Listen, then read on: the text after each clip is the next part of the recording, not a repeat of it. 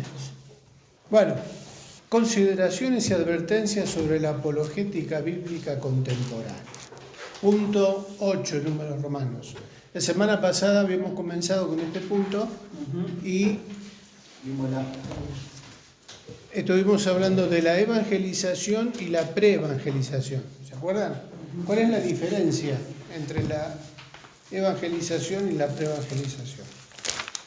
¿Qué es lo que hacemos cuando predicamos el Evangelio?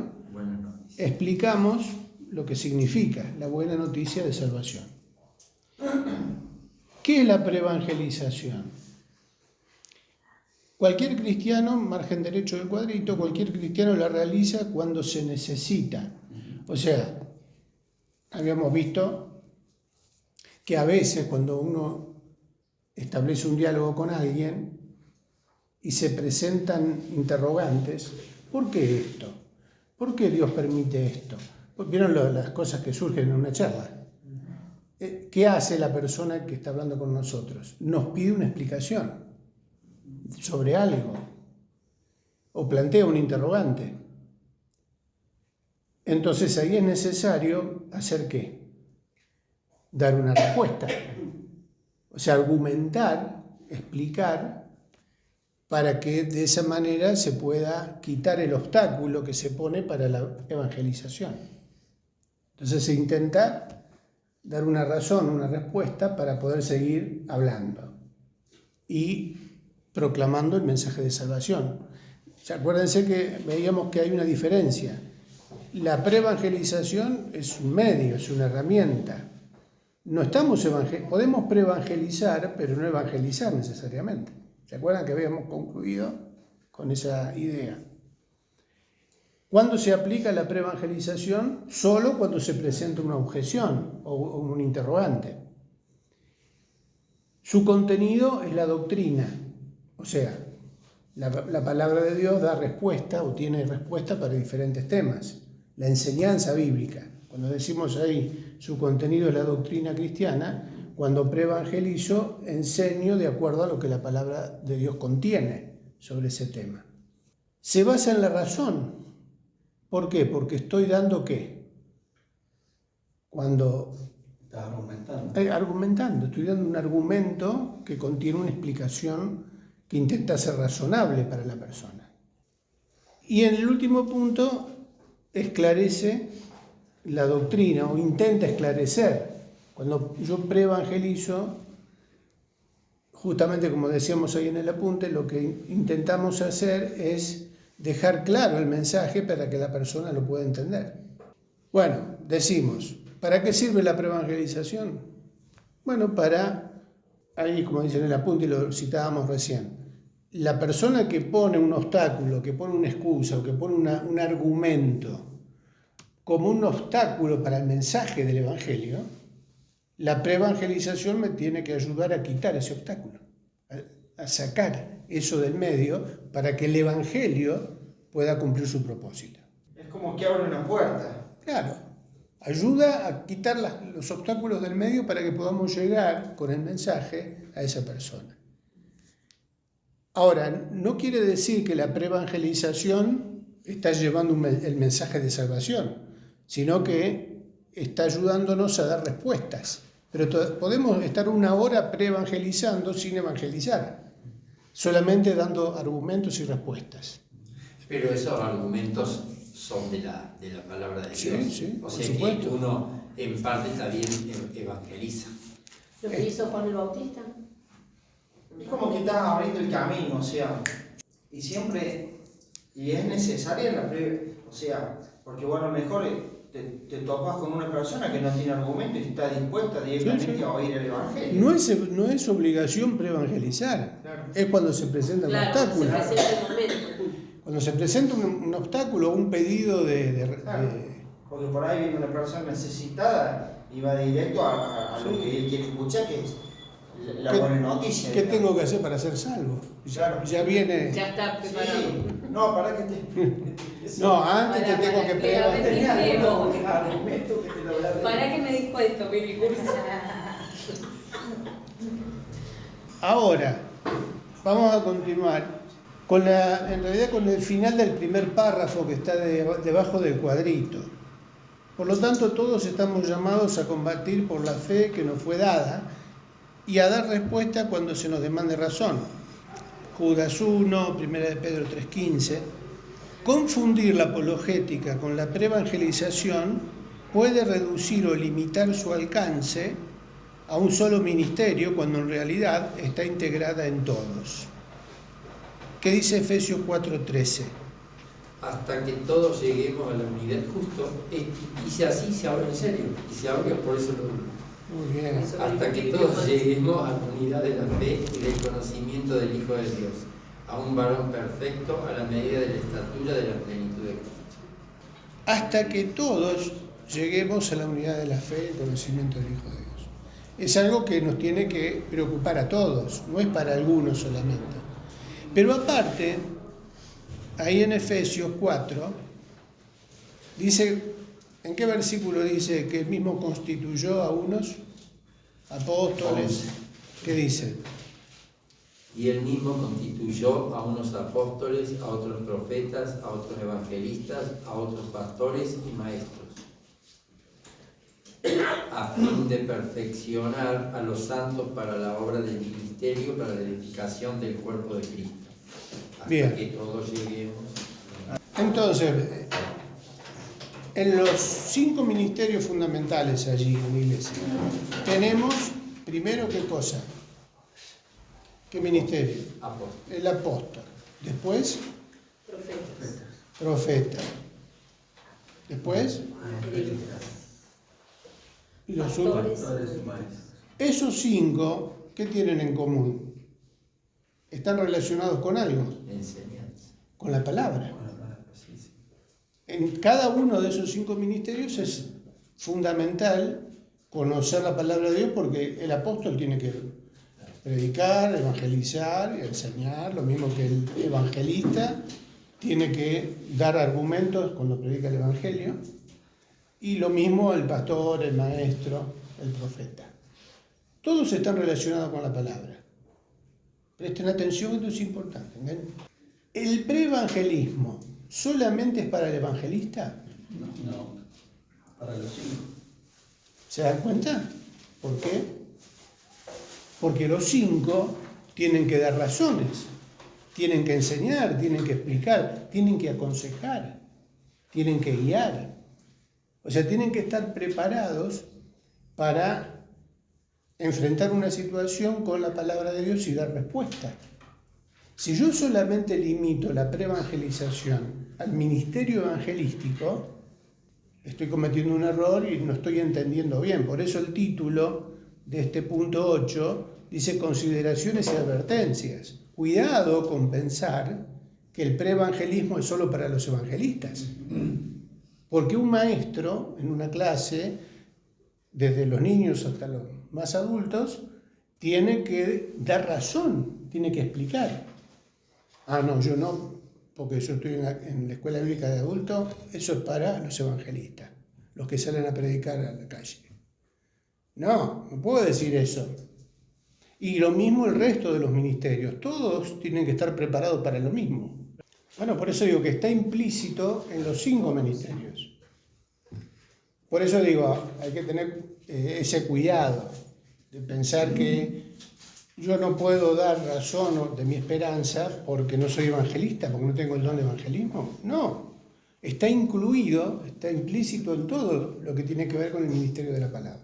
Entonces todos tendrían que estar acá, en esta clase, tomando en cuenta esto y entendiendo esta importancia, ¿no?, de prepararse para dar razón.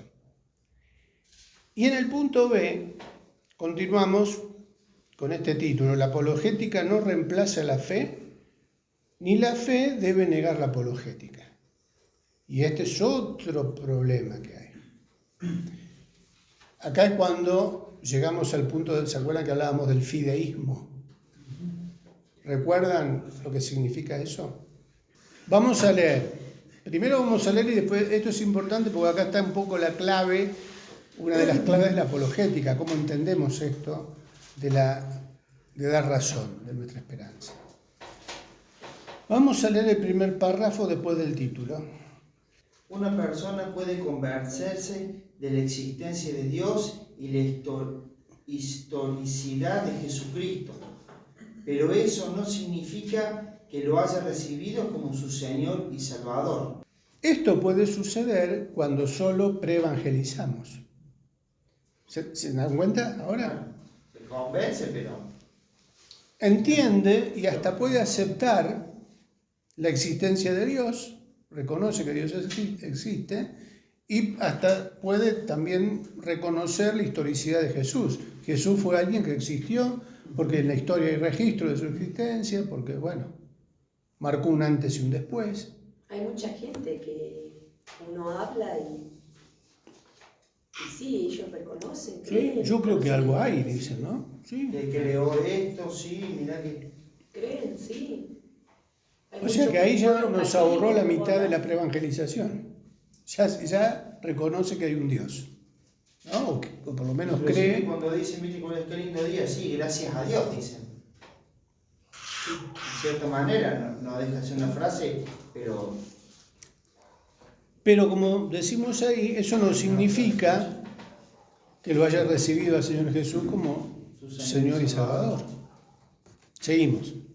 ni tampoco aceptar ciegamente una creencia, sosteniendo que la fe es incompatible con la razón, fideísmo. Significa tener la fe que enseña la Biblia. Vamos a ver si entendemos esta parte. Ni tampoco aceptar ciegamente una creencia, sosteniendo que la fe es incompatible con la razón. Yo no sé si alguna vez escucharon este argumento. Entre creyentes. A veces cuando escuchamos eso, ¿no? Es por fe. ¿Y vos por qué crees en Jesús? A ver, explícame. Dame una razón de por qué yo tengo que creer en Jesús. ¿No hay gente que a veces pregunta eso? No, quizá no con las mismas palabras, pero sí quiere saber por qué creemos en Jesús, por qué venimos a la iglesia, por qué tenemos una Biblia. ¿Cuál es la respuesta fácil? Es por fe. Si vos no tenés fe, bueno, pero estoy interesado, quiero que me expliques, que me cuentes cómo hago para entender y creer. El problema de los que tienen este argumento o esta frase es la fe ciega. ¿Qué es la fe ciega? Aceptar, creer, sin haber comprendido el mensaje. Acepto porque acepto, lo creo, no me preocupa conocer mucho, ¿no? ¿Está mal eso? No está mal si es una fe sincera, o sea, si uno... Hay gente que es analfabeta y que nunca fue a la escuela, pero sí cree, tiene esa confianza en que justamente hay un creador que mostró su amor y su interés por el ser humano al punto de enviar a su hijo a morir por él, y ya no quiere más explicación que esa, y acepta esa relación de amor y el perdón de sus pecados, y no tiene problema. Ahora, también se escucha, la fe es incompatible con la razón. Vos tenés que creer y no tenés que preocuparte por entender. Ojo, hasta yo quizás en algún momento usé eso, cuando hablaba con alguien. Es un tema, es un problema, porque hay personas que les alcanza con creer y con una explicación sencilla aceptan sinceramente el Evangelio. No hace falta darle una conferencia a nivel universitario para que puedan creer. Tienen una fe sencilla, la fe de un niño. Y toman eso, lo reciben y son sinceros en su fe, en su creencia en ese momento. Pero también hay personas que, justamente como dice Pedro, demandan razón. Explícame. No están cerrados a creer, pero necesitan más argumentos. ¿Qué hacemos con ese pasaje de 1 de Pedro 3:15? ¿Lo arrancamos de la Biblia? ¿Fue una equivocación de Dios haber puesto ese texto ahí? ¿Que tenemos que estar preparados para dar razón? nos compromete, nos complica, porque me está diciendo que yo me tengo que preparar para saber explicar mi fe. Pero Señor, si creen ya está. Pero para que el Evangelio de salvación pueda provocar convicción de pecado, yo tengo que saber explicar eso. Que todos somos pecadores y necesitamos un Salvador. ¿Qué hace el Espíritu Santo con esa frase? Provoca en la persona que escucha esa convicción para que se dé cuenta que sí, que es cierto. Somos pecadores y necesitamos un Salvador. No hace falta mucha más profundidad intelectual para entender esto. Y podemos usar ejemplos para que lo entienda un niño. El mensaje de salvación necesita un vehículo que es la predicación, la proclamación del Evangelio. La fe viene por el oír. Tienen que oír. ¿Qué mandó Jesús? Ir y predicar. O sea, hace falta un medio de comunicación para que el Evangelio pueda llegar a la persona. ¿Y después qué hace el Espíritu Santo? Eso que recibió la persona a través del predicador o del testimonio o de lo que sea, lo usa para generar convicción de pecado, para que acepte el Evangelio. Por eso Pedro también. Pedro escuchó eso de la boca de Jesús. Y él considera importante prepararse para hacer eso. Pablo decía eso, la fe viene por el oír, y el oír por la palabra de Dios. La palabra de Dios tiene que estar presente para que el mensaje pueda llegar a tocar el corazón de la persona. O sea, ¿tenemos que prepararnos o no? ¿O descansar solamente en que el Espíritu Santo haga todo? El Espíritu Santo va a usar la palabra que nosotros emitimos, el mensaje que nosotros emitimos para que la persona crea. Pueden pasar un montón de cosas, pero no podemos decir, bueno, el Espíritu Santo, la gente se va a convertir sola. Ese tipo de frase. Si no hay nadie que le predique. Porque si no, claro, caemos en la pereza de no prepararnos. ¿Se entiende la importancia de esto? No es para desmerecer el tema, por eso siempre que se toca estos temas así que parecen más profundos o más filosóficos o técnicos, uno le escapa. Yo le escapé para darlo. ¿Por qué? Porque me doy cuenta de que no todos lo asumen como algo importante. Pero en estos últimos tiempos, mucha gente va a llegar con inquietudes, con interrogantes, con necesidad de consejo. ¿No se dan cuenta de eso? Viene la gente con necesidad de que se la oriente, desesperada porque en el mundo no encuentran salida, no encuentran explicación. ¿Y a dónde vienen a buscar esa explicación? Hay gente que hasta no le encuentra sentido a la vida y está más cerca del suicidio que de seguir viviendo. ¿Tenemos respuesta nosotros para esa gente? ¿Hay una salida para esas personas? ¿Se dan cuenta qué importante es esto de la apologética? Nuestro desafío es basarnos nosotros en la palabra de Dios y aconsejar con la palabra de Dios, porque si no, semejante libro que tenemos, con una cantidad de guía de parte de Dios, se dice que la Biblia es como el manual del fabricante, ¿no? ¿Vieron cuando vienen los electrodomésticos? Que inclusive te dicen, si tenés esta falla, anda, hacé esto. Si tenés esta otra falla, controla esto otro. Si te pasa, o sea, para cada falla hay una solución. Bueno, la Biblia tiene la solución para todas las fallas del ser humano. Y todo se sintetiza en Cristo, primero, ¿no? Pero también hay consejos, porque si no, nos aprendemos 2 o 3 versículos de memoria y con eso le damos respuesta a todo el mundo. Bueno, vamos a ver si terminamos esto.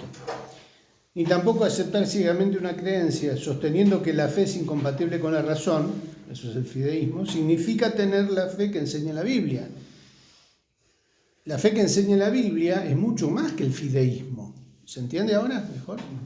La fe que enseña la Biblia es más amplia que solamente remitirse o conformarse con la frase es por fe.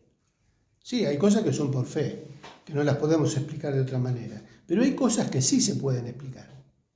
Y por eso en la Biblia está la enseñanza para dar esa respuesta. Y después seguimos ese. Sí, el fideísmo tiene sus fortalezas, pero también sus debilidades. Es correcto afirmarse la verdad de que la razón y la lógica natural nunca podrán demostrar la existencia del Dios que se revela en la Biblia. Pero, a diferencia de las supersticiones irracionales, la fe cristiana se sustenta en fundamentos coherentes que brindan confianza, certezas y convicciones que la razón natural no comprende al principio, pero cuando es controlada por el Espíritu Santo, todo cierra. Es cierto que con la lógica natural no vamos a entender todos los misterios, porque también la Biblia dice que hay cosas que para nosotros van a seguir siendo un misterio, ¿no? Pero también decimos que la fe cristiana se puede explicar, no es irracional. O sea, hay un argumento, desde el Génesis al Apocalipsis, tenemos el argumento de la historia de la salvación. O sea, nuestra salvación está relatada, el plan de salvación está contenido en la palabra de Dios.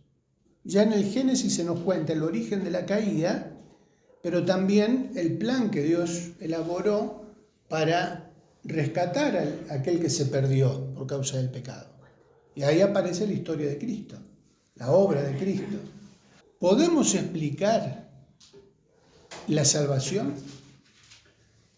La podemos explicar, porque en la Biblia tenemos la historia de la salvación, ¿no? Desde el huerto del Edén hasta la segunda venida del Señor. Pero para eso la tengo que primero leer, conocer. Hay cita ahí en Efesios. Más abajo, acá cita ya. Efesios 2.8. Sí, que eso lo citó el domingo usted, Sí. Ricardo. Claro. Ahora, ¿se entiende este punto? Sí, hay cosas que la razón, por la razón, también Pablo decía, ¿no? Que justamente a través de la sabiduría, dice, el hombre no conoció a Dios. O sea, utilizando la sabiduría, el hombre no puede conocer a Dios, pero sí se puede conocer de una manera espiritual. Pero, como decimos, la fe cristiana, a diferencia de otras creencias, puede desarrollar el argumento para la salvación porque la palabra de Dios la enseña. O sea, muestra el camino de la salvación.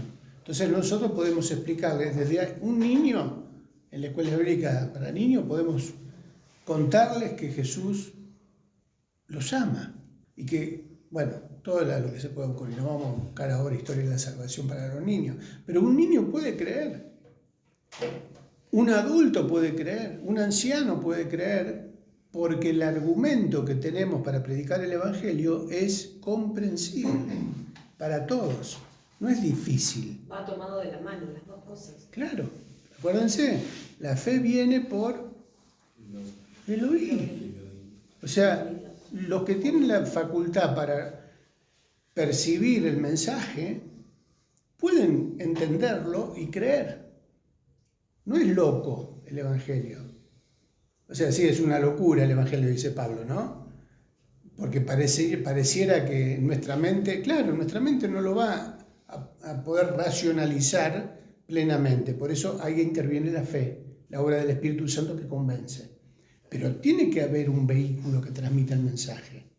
Puede ser la prédica, pero bueno, justo nos encontramos con un sordo que se le gastó la pila del aparatito. Bueno, por ahí hay gente que no tiene la facultad de percibir por el oído, pero puede percibir el mensaje por un tratado. ¿No? Puede leer, puede, no sé. Y justo nos encontramos con un sordo y con un ciego. Y está la película esa. Bueno, yo conocí a una persona que leía y escribía, pastor, en braille. Y él escribía en braille para compartir con ciegos. Y ciegos y sordos.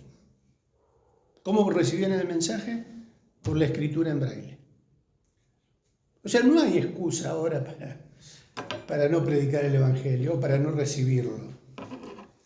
La fe, ¿por qué viene? Por el oír. Por el oír. ¿Y lo que? El que obra para que nosotros creamos, ¿quién es?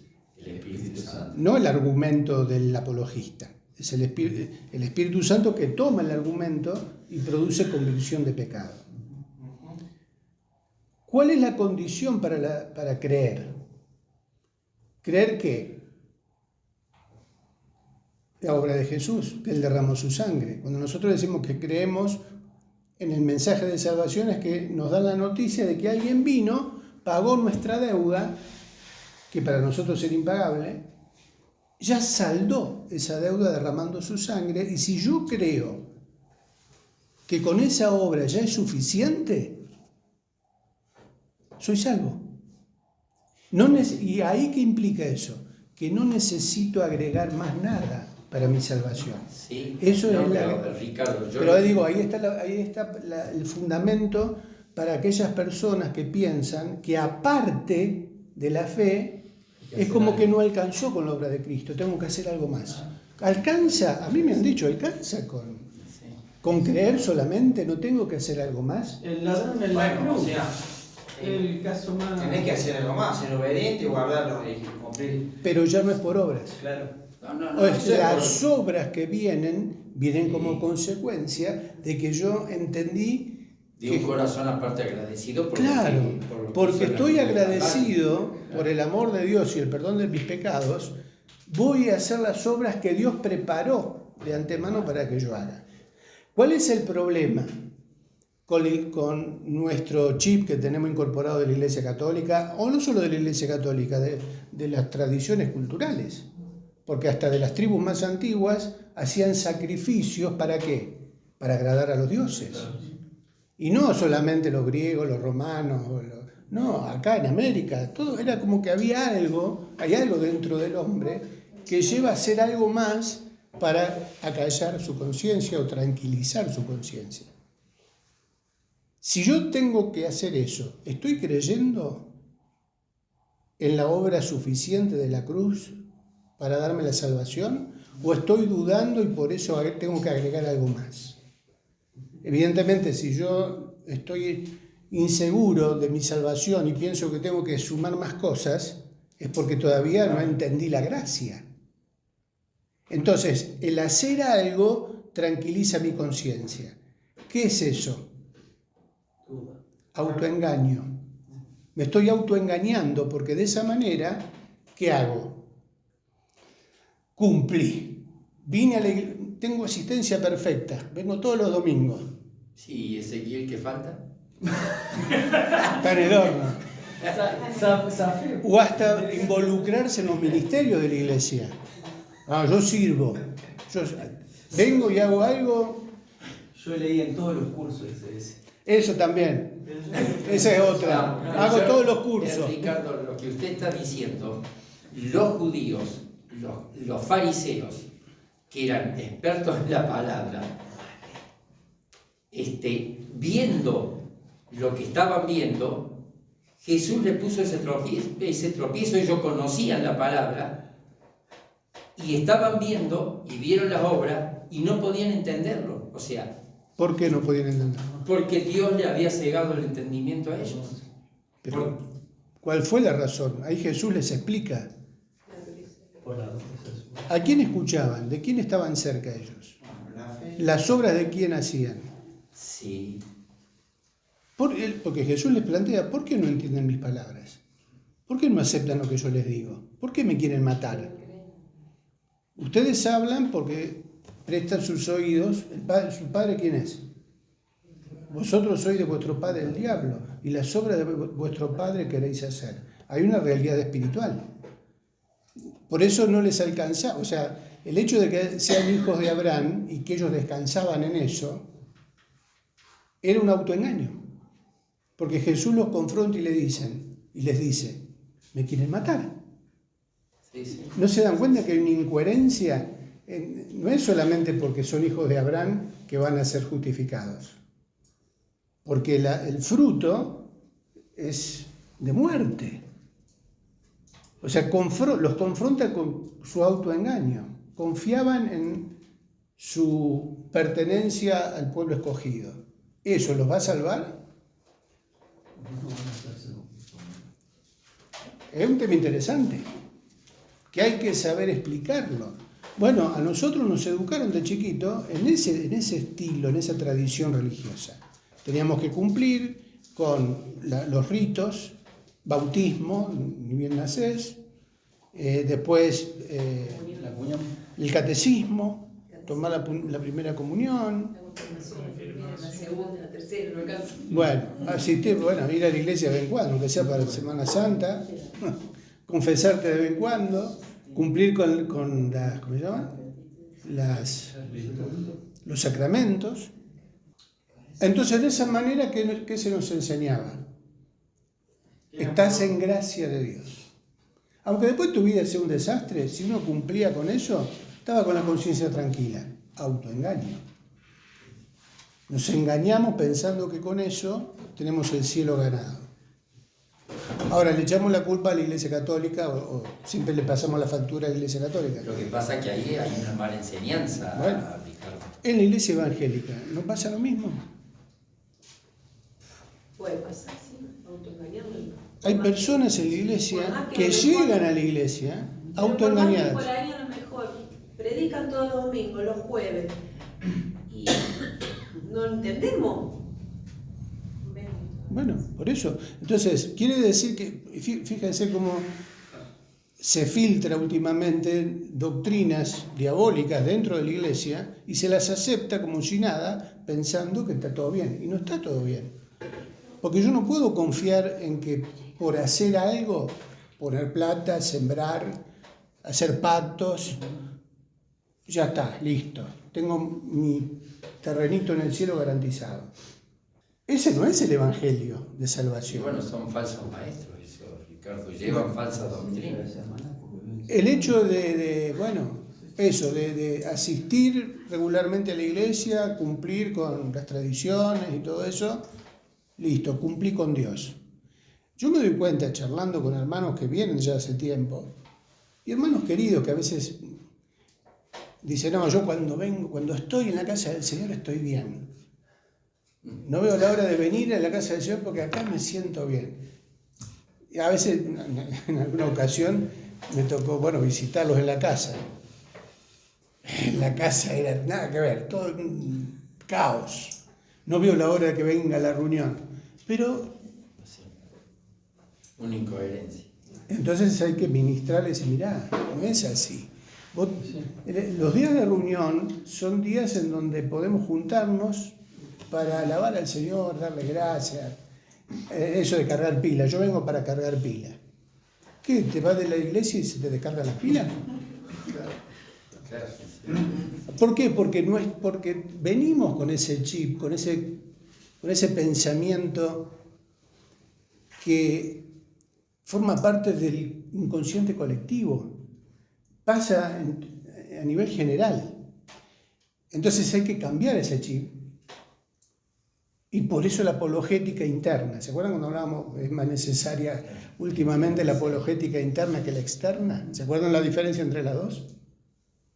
Necesitamos más nosotros afirmarnos en la fe, recuperar lo que perdimos, pedir perdón al Señor por haber dejado de lado el aprendizaje de la palabra y renegamos de la sana doctrina o de la doctrina por las experiencias emocionales en la iglesia, como que tiene que pasar algo en la iglesia a nivel emocional para que yo me sienta lleno de Dios.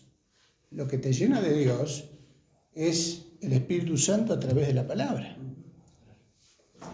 Entonces, hay muchas cosas que es como que tenemos que refundar otra vez la iglesia con los principios fundamentales del Nuevo Testamento.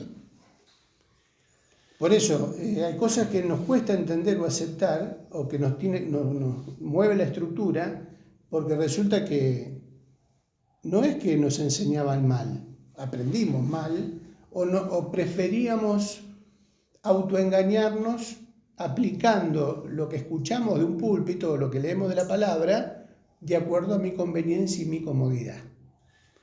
Filtramos las palabras o las enseñanzas duras o los llamados de atención, porque no, yo no vengo a la iglesia para que me reten, yo quiero irme alentado, ¿no? Que me digan que está todo bien. No, yo no quiero que me hablen del pecado. Por eso hay congregaciones en la actualidad que no se predica sobre el pecado, ni sobre el infierno, ni sobre la condenación. Porque la gente tiene que irse... Quieren ver lleno nomás. Quieren, claro, levantar el ánimo, ¿no? ¿Cómo se llama? Prédicas motivacionales. Hay que motivar. Entonces se filtran cosas de la palabra de Dios que son importantes para este tiempo, no se las tapa, porque a la gente hay que tenerla contenta. Estamos narcotizando al pueblo. La gente viene a la iglesia para encontrar, como decían los marxistas en su momento, ¿no? El cristianismo es el opio de los pueblos. ¿Qué es el opio? Un narcótico que evita o hace calmar el dolor, hace olvidar por un momento que tenés un agujero de bala, porque el opio se le daba en el frente a los que venían heridos mal, ¿no? Entonces, opio para que no sientan el dolor. Bueno, se decía que el cristianismo era el opio de los pueblos porque narcotizaba las mentes, las dominaba, les hacía olvidar de los problemas, autoengaño. Y se iban tranquilos, pero el agujero que tenían todavía estaba ahí. Y Cristo vino para sanar esos agujeros y sanar de raíz el problema.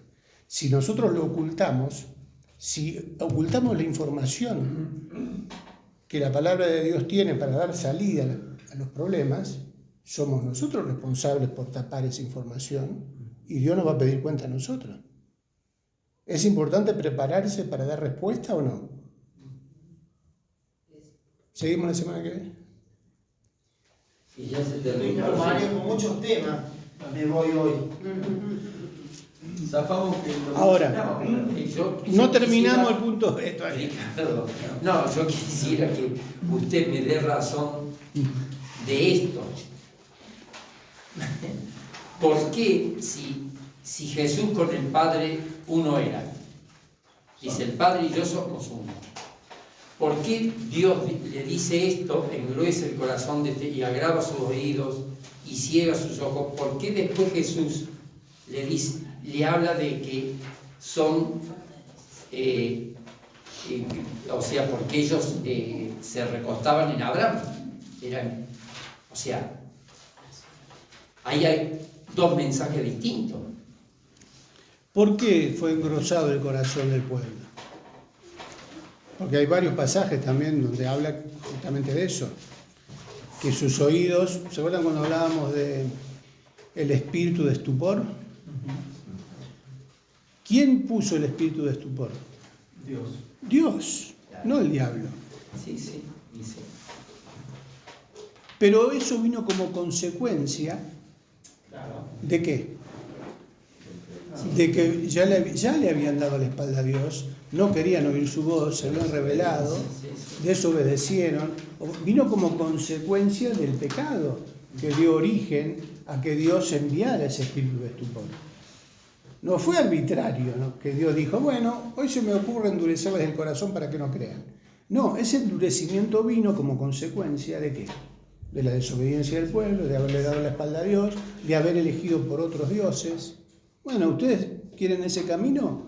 Sigan. Ahí los dejo, dijo Dios. Ahí los dejo. Esa es la razón. Ahora, hubo judíos que se arrepintieron y creyeron en el Señor y se les abrieron los ojos y fueron los que dieron origen a la iglesia. Sí, La iglesia cristiana, ¿dónde nace? En Jerusalén, en el contexto del pueblo judío. Después se agregan los gentiles. O sea, los primeros creyentes fueron judíos. No se cerró la gracia para los judíos por culpa de aquellos que desobedecieron a Dios. Entonces, Jesús vino, dice, a los suyos vino y los suyos no le recibieron, pero a todos los que le recibieron, a los que creyeron en su nombre, se le dio potestad de ser hechos hijos de Dios. No se le cerró la gracia al pueblo judío. Sufrían las consecuencias de su rebeldía y su dureza por haberse aferrado a la ley en su momento y autoengañándose con que eran pueblo escogido y descendientes de Abraham. Ya dice, bueno, ya nosotros tenemos la salvación asegurada. Y ahí Dios le dice, no. Por eso yo comentaba, hasta el día de hoy hay muchos judíos mesiánicos que, bueno, que creyeron en el Mesías, en Jesús como el Mesías. Pero hay otros que piensan que porque son israelitas, que hay una diferencia entre ser israelita y ser judío de corazón. Porque un israelita es alguien que nació en la tierra de Israel y en su DNI tiene nacionalidad israelita. Pero la mayoría de los que tienen ese DNI en la actualidad son ateos. Pero un judío, alguien que mantiene su identidad judía, de raza judía, descendiente de Abraham, y que también mantienen su fe en el Dios de Israel, que se les reveló a ellos, es otra identidad espiritual, otra identidad. Ellos son judíos porque aceptan sus raíces y creen en el único Dios. Porque tu planteo, tu interrogante es por qué Dios cerró el corazón de los israelitas. Sí. Bueno, Sí. No, yo hay lo entiendo. Hay una razón por la... Y bueno, lamentablemente, todavía hasta el día de hoy tienen ese corazón cerrado. Sí. Pero aquellos que crean, todavía la gracia está disponible para los que quieran creer, Dios los va a recibir. No es que están condenados, si se arrepienten van a ser salvos también. Lo que pasa es que hay 2000 años que la mayoría ha negado. ¿Sí? Y todos los que han muerto. Y bueno, van a tener que dar cuenta. Van a ser juzgados también por lo que ellos han creído o no, o han dejado de creer.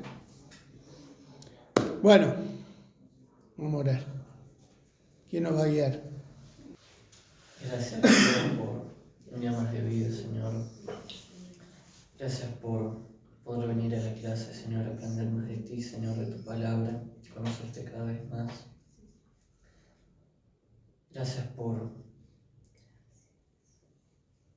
todo lo que nos das, Señor, las bendiciones que nos das de poderte reflejar cada vez más, Señor, en nuestras vidas, de prepararnos para poder presentarte, Señor, a las multitudes, Señor, a la gente que no te conoce, Señor. Amén. Te pedimos que nos prepares para el plan que tienes con nosotros, Señor. Te pedimos que nos acompañes en el regreso a casa, Señor, en el nombre de Jesús.